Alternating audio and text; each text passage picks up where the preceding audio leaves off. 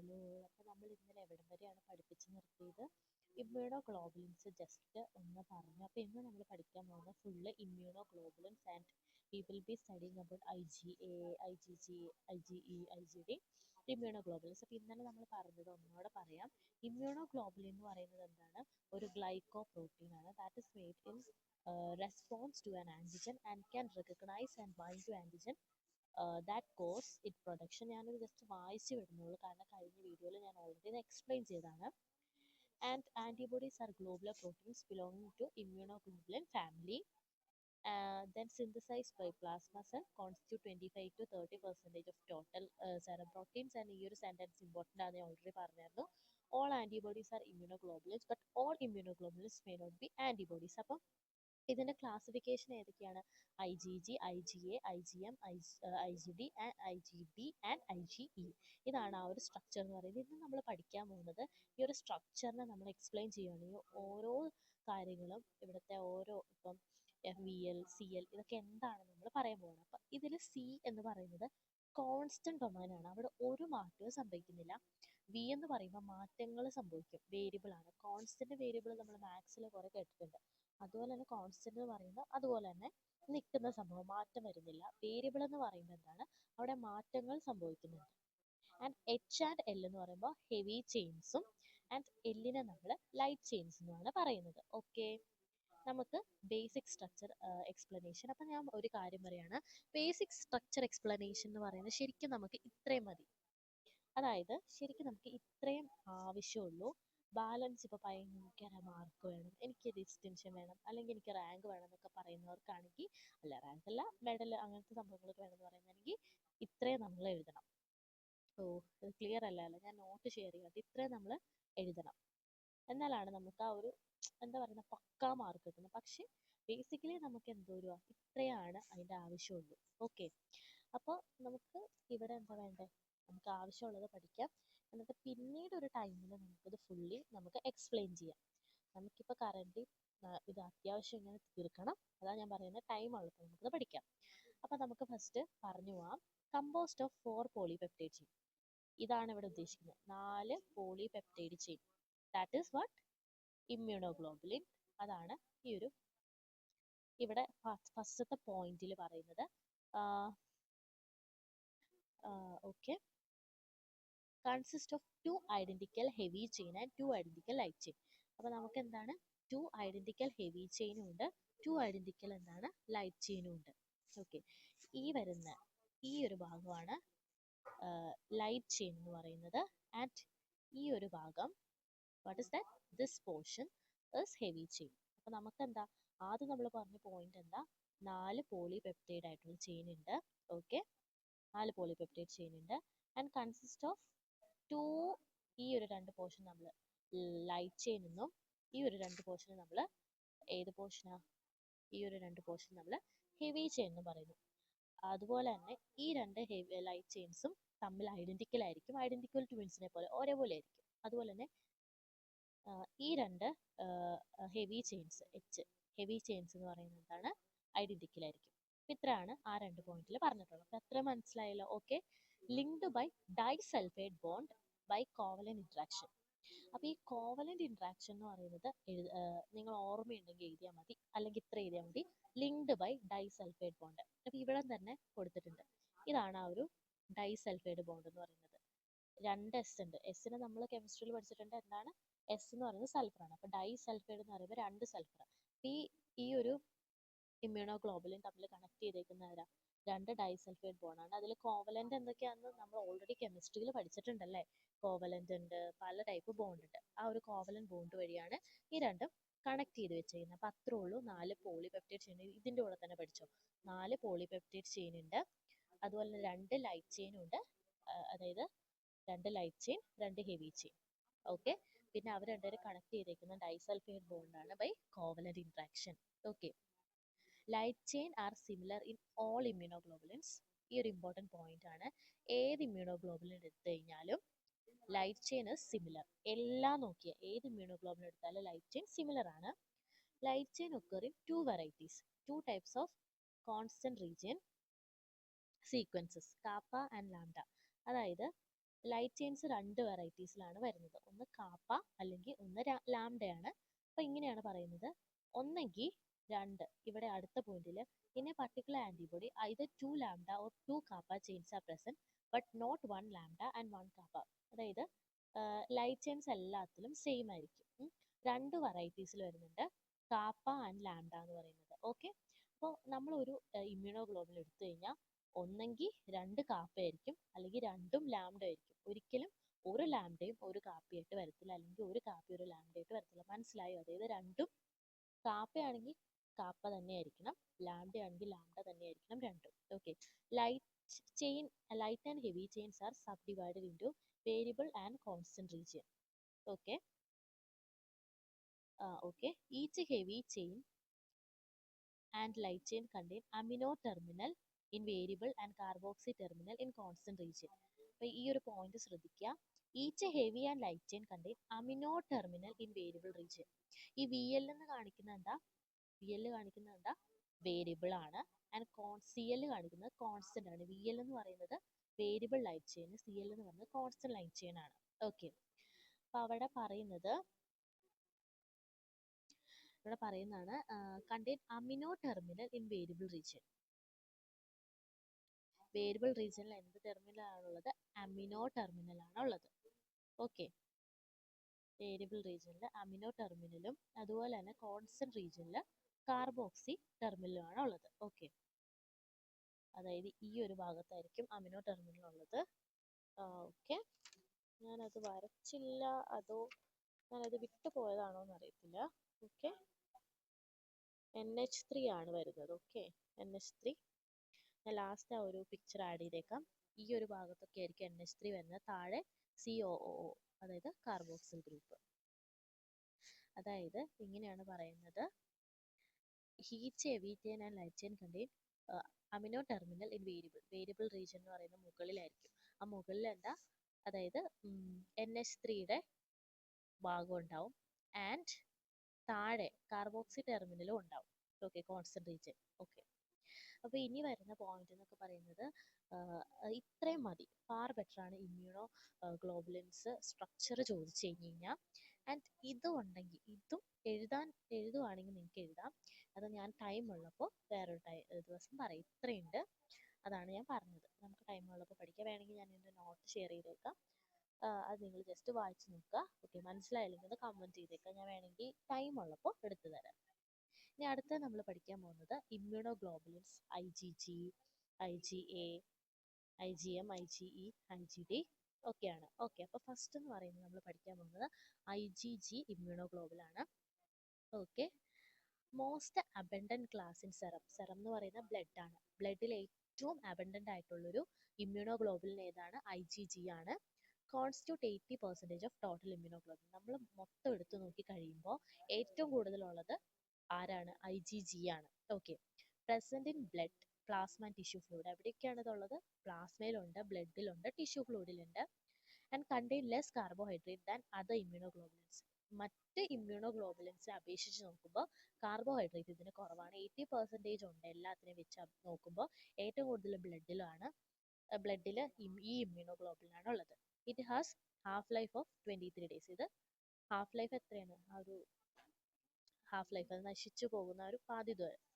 And longest of immunoglobulin 23 half life. മറ്റെല്ലാ ഇമ്മ്യൂണോഗ്ലോബുലിൻസിനെ വെച്ച് നോക്കുമ്പോൾ ഇതിനാണ് ഏറ്റവും കൂടുതൽ ഹാഫ് ലൈഫ് ഉള്ളത്.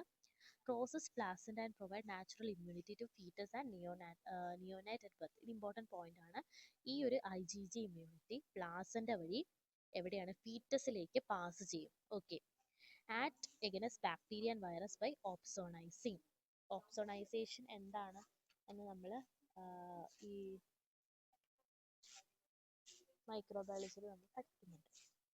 ഓക്കെ, ആൻഡ് എന്താ പറയുക, പിന്നെ neutralisation, active complement by classical pathway. അതൊന്നും വേണ്ട, ജസ്റ്റ് ഈ ഒരു പോയിന്റ് നോക്കിയാൽ മതി. Constitute 80% of total immunoglobulin, most abundant class in serum, present in blood, plasma and tissue fluid, contain less carbohydrate than other immunoglobulin. It has half life of 23 days. Longest ആണ്. പിന്നെ causes natural immunity to fetus, act against bacteria and virus by opsonizing. പിന്നെ neutralisation, ഇതൊക്കെ microbiology നമ്മൾ പഠിക്കുന്നുണ്ട്, ഓപ്സണൈസേഷൻ, neutralisation ഒക്കെ. അപ്പോൾ നമുക്ക് detail ആയിട്ട് പഠിക്കാം. പിന്നെയുള്ളതാണ് ഇമ്മ്യൂണോഗ്ലോബുലിൻ എ എന്ന് പറയുന്നത്. ഓക്കെ, ആൻഡ് ഐ ജി ജിയുടെ ഫിഗർ ആണ് ഈ മേളിൽ കൊടുത്തേക്കുന്നത്. ഐ ജി എന്ന് പറയുന്നത് constitute 10 to 50% of total immunoglobulin. മറ്റത് 80% ആണെങ്കിൽ 10 തൊട്ട് 15%. പ്രസന്റ് എവിടെയൊക്കെയാണുള്ളത്? Milk, saliva, tears, mucus of respiratory tract, digestive tract and genitourinary tract. ഇത് MCQ ചോദിക്കാൻ ചാൻസ് ഉണ്ട്. മിൽക്കിലുണ്ട്, സലൈവയിലുണ്ട്, mucus of respiratory tract, digestive tract and genitourinary tract. It ex, അതായത് സെറം, ബ്ലഡിൽ ഇത് മോണോമിയർ ആയിട്ടാണ്. മോണോമിയർ എന്ന് പറയുന്നത് ഇങ്ങനെ ഒറ്റയായിട്ടാണ്. In external secretion exist as dimer called secretory. അപ്പോൾ നമ്മൾ പറഞ്ഞിട്ടുണ്ടായിരുന്നു ഐ ജി എയിലാണ് നമ്മൾ നിർത്തിയത്. അപ്പോൾ ഇത് എവിടെയാണ്? മിൽക്ക്, സലൈവ ഒക്കെയാണ്. പിന്നെ സെറത്തിൽ, ബ്ലഡിൽ ഇത് മോണോമിയർ ആണ്. ആൻഡ് ഡൈമർ എന്ന് പറയുമ്പോൾ എക്സ്റ്റേണൽ സെക്രീഷൻസ്, അതായത് നമ്മുടെ സലൈവ, ടിയേഴ്സ് ഒക്കെ ഇല്ലേ, അവിടെ ഡൈമർ ആയിട്ടാണ് ഉള്ളത്. അതായത് രണ്ട് ഇങ്ങനെ. ഓക്കെ, അത്രേ ഉള്ളൂ, അത്ര ആലോചിക്കുക. ഹാസ് ജെ ചെയിൻ ആൻഡ്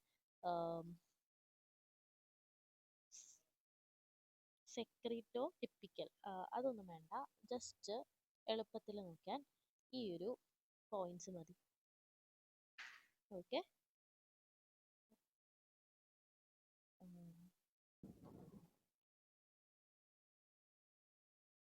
ഇത് ഈ ഒരു പോയിന്റ്സ് നോക്കിയാൽ മതി. പിന്നെ അതിൻ്റെ ഹാഫ് ലൈഫ് 6 to 8 days. ഓർമ്മയുണ്ടെങ്കിൽ എഴുതുക. ഏറ്റവും ലോങ്ങസ്റ്റ് IgGക്കാന്ന് നോക്കിയാൽ മതി. ഓക്കെ, സെക്രീറ്ററോ ടിപ്പിക്കൽ സെൽസ് എന്നാണ് ഇതിനെ പറയുന്നത്. ഇനി ഓക്കെ, അടുത്തത് അതിൻ്റെ ഫങ്ഷൻസ് ആണ്. Provide local immunity. ലോക്കൽ എന്ന് പറയുമ്പോൾ ഒരു സ്പെസിഫിക് ഏരിയയിൽ. Secretory IgA binds to surface antigen of microorganism, prevents its attachment and invasion of mucosal surface of respiratory and digestive tract immune elimination. അതായത് ഈ IgA binds to surface antigen of microorganism and prevents its attachment. എവിടെയെങ്കിലും attach ചെയ്തേക്കുന്നതിനെ ആ ഒരു attach ചെയ്തേക്കുന്നതായിട്ടുള്ള ആൻറ്റിജനെ ഈ IgA bind ചെയ്തിട്ട് ആ ഒരു അറ്റാച്ച്മെന്റിനെ നശിപ്പിച്ചു കളയും. അതാണ് ഇവിടെ ഉദ്ദേശിക്കുന്നത്. Secretory IgA provides important line of defense against Salmonella, Vibrio cholerae, Gonorrhea, influenza virus and poliovirus. ഇവിടെ എന്തൊക്കെയാണ്, ഏതൊക്കെ മൈക്രോ ഓർഗാനിസത്തിനാണ് ഇമ്പോർട്ടൻറ്റ് ലൈൻ ഓഫ് ഡിഫൻസ് എന്ന് പറയുന്നത്? Salmonella, against salmonella, vibrio cholerae, Gonorrhea, influenza virus and poliovirus. Present IgA present in breast milk protects nutrition during 1 month. അതായത് breast മിൽക്കിൽ ഇതുണ്ട്. Okay, അപ്പോൾ അത്രയാണ് IgAനെ പറ്റി പഠിക്കാനുള്ളത്. ആൻഡ് സോറി, ഓക്കെ,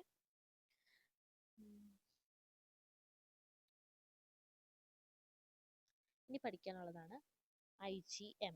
ഓക്കെ, അപ്പോൾ 5 to 10% ഓഫ് സെറം പ്രോട്ടീൻ ആണ് IgM ഉള്ളത്. ഓക്കെ, and polymer of 5 monomer unit, അതായത് പെൻഡാമർ 1 2 3 4 5 5 ഉണ്ട്. held together by disulfide bond and J chain, അതായത് ഡൈസൾഫൈഡ് ബോണ്ട് വഴിയാണ് ഇത് ലിങ്ക് ചെയ്ത് വെച്ചിരിക്കുന്നത്. അത്രയും നോക്കിയാൽ മതി. ഹാഫ് ലൈഫ് 5 days ആണ്. ഞാൻ വായിച്ചു തരാം. ഹാഫ് ലൈഫ് 5 days ആണ്. Most of IgM 80% present intravascularly എന്നാട്ടോ. എന്താന്ന്? ഇൻട്രാവാസ്കുലർലി, അതായത് ബ്ലഡിന്റെ ഉള്ളില്.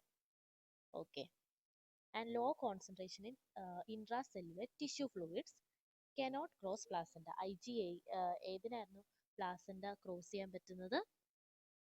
IgGക്കൊക്കെ ആയിരുന്നു. ഓക്കെ, ഇതിനതിന് അങ്ങനെ പറ്റത്തില്ല. And presence of IgM antibody in serum of new born indicate congenital infection. അതായത് ന്യൂ ബോണിന് ഈ ഒരു IgM പ്രസന്റ് ആണെങ്കിൽ, കാരണം ഒരിക്കലും ഇത് പ്ലാസന്റ വഴി ക്രോസ് ചെയ്യത്തില്ല. അപ്പോൾ എന്തെങ്കിലും ബേബിക്ക് ഈ ഒരു IgMന്റെ പ്രസൻസ് ഉണ്ടെങ്കിൽ അത് ഇമ്പോർട്ടൻ്റ് ആണ്. ആ ഒരു ബേബിക്ക് കൺജനൈറ്റൽ ജനിക്കുമ്പോൾ എന്തെങ്കിലും ഒരു ഇൻഫെക്ഷൻ ഉണ്ടാവും, congenital infection. Okay, earliest immunoglobulin to be synthesised by foetus 20 weeks. Foetus ശരിക്കും ഇത് ഉണ്ടാക്കുന്ന എപ്പോഴാണ്? 20 weeks ആണ്. പക്ഷെ ജനിക്കുമ്പോൾ തന്നെ ഇത് ഉണ്ടാവാൻ പാടില്ല. അവിടെ ഒരു കൺജനൈറ്റൽ ഇൻഫെക്ഷൻ ഉണ്ടെന്നുള്ളൊരു ഇൻഡിക്കേഷൻ ആണ് അവിടെ ഉള്ളത്. ഓക്കെ, ഇതാണ് ആ ഒരു പിക്ചർ എന്ന് പറയുന്നത്. First immunoglobulin to be produced in primary response to antigen. ഒരു ആൻറ്റിജൻ നമ്മുടെ ബോഡിയിൽ കയറി കഴിഞ്ഞ് കഴിഞ്ഞാൽ ആദ്യത്തെ ഫസ്റ്റ് ഇമ്മ്യൂണോഗ്ലോബുലിനെ പ്രൊഡ്യൂസ് ചെയ്യുന്ന ഏതാണ്? നമ്മുടെ IgM ആണ്. ഷോർട്ട് ലീവ്ഡ് ആണ്. നമുക്ക് റീസെൻറ്റ് ഇൻഫെക്ഷൻ ഉണ്ടെങ്കിൽ അവിടെ എന്താണ് ഈ IgM ഉണ്ടെന്നാണ് അവിടെ അർത്ഥം. Function it agglutinates bacteria. ബാക്ടീരിയനെ നശിപ്പിച്ചാൽ അഗ്ലൂട്ടിനേഷൻ ഒക്കെ നമ്മൾ ഡീറ്റെയിൽ ആയിട്ട് പഠിക്കും. Activates complement by classical pathway causes opsonisation. Opsonisation continuous ആയിട്ട് പറയുന്നത് നമ്മളത് ഡീറ്റെയിൽ ആയിട്ട് ഇനി വരുന്ന ക്ലാസ്സിൽ പഠിക്കുന്നുണ്ട്. Okay. Then believed to be responsible for protection against blood invasion by microorganism. Okay. എന്തെങ്കിലും മൈക്രോ ഓർഗാനിസം ഉണ്ടെങ്കിൽ അത് നശിപ്പിച്ച് കളയും. കാരണം ഇത് കൂടുതൽ ഇൻട്രാവാസ്കുലർ ബ്ലഡിൻ്റെ അവിടെയാണ് കൂടുതലായിട്ട് കാണുന്നത്. ഓക്കെ. ആൻഡ് ഇനി പഠിക്കാൻ പോകുന്നത് IgE ആണ്. അപ്പോൾ സ്ട്രക്ചർ IgGക്ക് സിമിലർ ആണ്. Has 4 constant region domain. 4 constant region ആണ്. അതിൻ്റെ മോളിക്കുലർ വെയിറ്റ് എന്ന് പറയുന്നത് 1,90,000 ആണ്. ഹാഫ് ലൈഫ് 2 days ആണ്. ഹീറ്റ് ലെവലാണ്, അതായത് ഹീറ്റ് അത്ര ഇഷ്ടമല്ല ആൾക്ക്. ഓക്കെ. നോർമൽ സെറം കോൺസെൻട്രേഷൻ 0.3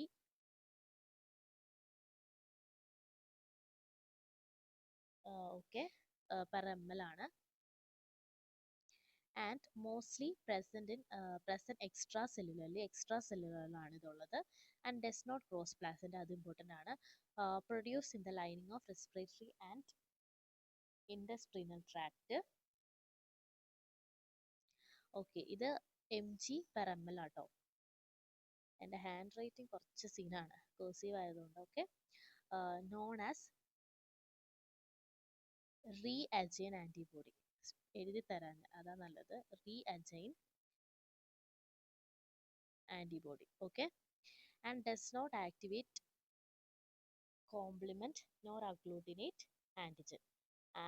അതായത് ആൻറ്റിജനെ ഒന്നും അഗ്ലൂട്ടിനേറ്റ് ചെയ്യത്തില്ല. And anaphylactic shock, hay fever and asthma and play a role in immunity against helminthic. അതാണ് അതിൻ്റെ ഫംഗ്ഷൻ എന്ന് പറയുന്നത്. ജസ്റ്റ് ഇത് ഈസി ആയിട്ടുള്ള കാര്യങ്ങളാണ്. ഓക്കെ. ഇനി IgD ആണ് വരുന്നത്. ഇനി IgD എന്ന് പറയുന്നത് സിമിലർ ടു IgG. നേരത്തെ നമ്മൾ പറഞ്ഞിട്ടുണ്ടായിരുന്നു IgE സിമിലർ ആണ്. സെറം കോൺസെൻട്രേഷൻ എന്ന് പറയുന്നത് എത്രയാണെന്നറിയോ? ക്ലിയർ അല്ല അല്ലേ? 30. അതിന് ഞാൻ മൈക്രോഗ്രാംസ് ആണ്. എന്താണ്? മൈക്രോഗ്രാംസ്. ഗ്രാം ആണ്, ഗ്രാം പെർ ml ആണ്. ഓക്കെ. 30 മൈക്രോഗ്രാംസ് പെർ ml ആണ്. കോൺസ്റ്റിറ്റ്യൂട്ട് 0.2%. എത്രയാണ്? 0.2% ഓഫ് ഇമ്മ്യൂണോഗ്ലോബുലിൻസ്. 0.2% of immunoglobulins. പിന്നെ ഹാഫ് ലൈഫ് എന്ന് പറയുന്നത് 3 days ആണ്. IgD together with IgM is a major membrane-bound immunoglobulin on unstimulated B lymphocyte act as recognition receptor for antigen. അതായത് ഈ IgDയും IgM എന്ന് പറയുന്നത് മേജർ മെംബ്രെയിൻ ബൗണ്ട് ഇമ്മ്യൂണോഗ്ലോബുലിൻ ആണ്. On unstimulated B lymphocyte act as recognition receptors for antigen. ഇതൊരു recognition receptor പോലെയാണ് act ചെയ്യുന്നത്. ഇതെല്ലാത്തിൻ്റെ ഒരു ഷോർട്ട് റിവ്യൂ ആണ്. IgG എന്തിനാണ് യൂസ് ചെയ്യുന്നത്? Protects the body fluid. IgA protects the body surface. IgM protects the blood stream. പിന്നെ IgA mediates type 1 hypersensitivity. എന്താണ്? ഹൈപ്പർ സെൻസിറ്റിവിറ്റി ആണ്. And IgD role not known. Okay. അപ്പോൾ ഇത്രയും കാര്യങ്ങളാണ് ഇന്നുള്ളത്. എന്തെങ്കിലും ഡൗട്ട് ഉണ്ടെങ്കിൽ നിങ്ങൾ കമൻറ്റ് ബോക്സിൽ ആഡ് ചെയ്യുക. ഓക്കെ. നിങ്ങൾ നിങ്ങളുടെ ഫ്രണ്ട്സിന് ഷെയർ ചെയ്യുക. എന്നിട്ട് നിങ്ങൾ സബ്സ്ക്രൈബ് ചെയ്യുക, മാക്സിമം ലൈക്ക് ചെയ്യുക. ഓക്കെ. അപ്പോൾ ഞാനിവിടെ ഓൾറെഡി ഞാൻ പറഞ്ഞിട്ടുണ്ടായിരുന്നു ഹോസ്റ്റലിലാണ്, അതിൻ്റെതായ കുറച്ച് ടൈപ്പ് ബുദ്ധിമുട്ടുകളുണ്ട്. Please forgive my fault. Okay. Maximum ഞാൻ ക്ലാസ് എടുക്കാൻ നോക്കുന്നുണ്ട്. നിങ്ങൾക്ക് ഈസി ആവുന്ന രീതിയിലാണ് എടുക്കുന്നതെന്ന് വിശ്വസിക്കുന്നു. ഓക്കെ. എന്തെങ്കിലും സജഷൻസ് ഉണ്ടെങ്കിൽ കമൻറ്റ് ചെയ്യാൻ മടിക്കണ്ട. അപ്പോൾ thank you. Have A good day. നല്ലോണം പഠിക്കുക. നമുക്ക് പോസ്റ്റിംഗ് ഒക്കെ ഉള്ളവരുണ്ട്. പോസ്റ്റിംഗ് ഉള്ള സമയത്ത് നിങ്ങൾക്ക് അസൈൻമെൻറ്റ്സും കാര്യങ്ങളൊക്കെ ഒത്തിരി എഴുതാനുണ്ടാവും. അതിൻ്റെ കൂടെ തന്നെ ജസ്റ്റ് സ്റ്റഡീസ് ഒരു ഹാബിറ്റായിട്ട് തന്നെ കൊണ്ടുപോവുക. കാരണം മൈക്രോബയോളജി അത്രയും ബ്യൂട്ടിഫുൾ സബ്ജക്റ്റാണ്. നമ്മളിത് വെറുതെ പോയി കഴിഞ്ഞാൽ പഠിക്കാൻ കുറച്ച് ഇതാണ്. പക്ഷേ എന്താ പറയുക, 2 സെക്ഷൻസ് ഉള്ളതുകൊണ്ട് തന്നെ ഡിസ്ഇൻഫെക്ഷൻ, അതായത് ഇൻഫെക്ഷൻ കൺട്രോൾ സെക്ഷൻ B ആയിട്ട് ഉള്ളതുകൊണ്ട് തന്നെ നമുക്കതൊരു എന്താ പറയുന്നത്, നമ്മുടെ നേരത്തെ സീനിയേഴ്സിന് അങ്ങനെ ഇല്ലായിരുന്നു. ഓക്കെ. അവർ മൈക്രോബയോളജി ഒറ്റ സബ്ജക്റ്റായിട്ട് എഴുതിയത്. നമുക്കത് അഡ്വാൻറ്റേജ് ആണ്. പക്ഷെ എന്നാൽ പോലും മൈക്രോബയോളജി എന്നൊരു സബ്ജക്റ്റ് ഉണ്ട്. ആ ഒരു സബ്ജക്റ്റ് വളരെ ബ്യൂട്ടിഫുൾ ആണ്. പക്ഷെ അത് വെറുത്ത് പോയാലും പഠിക്കാതിരുന്നാലും പെട്ടെന്ന് മറന്നു പോകും. അപ്പോൾ നല്ലപോലെ റിവൈസ് ചെയ്യുക. ഓക്കെ. Thank you.